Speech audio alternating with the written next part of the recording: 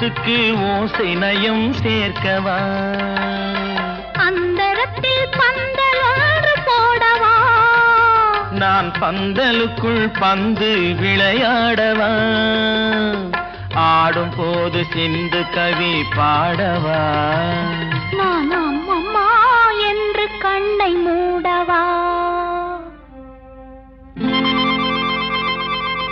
தொட்டுக்கொள்ளவா நெஞ்சில் கொடுத்து கொள்ளவா பட்டுக்கொள்ளவா மெல்ல பழகிக் கொள்ளவா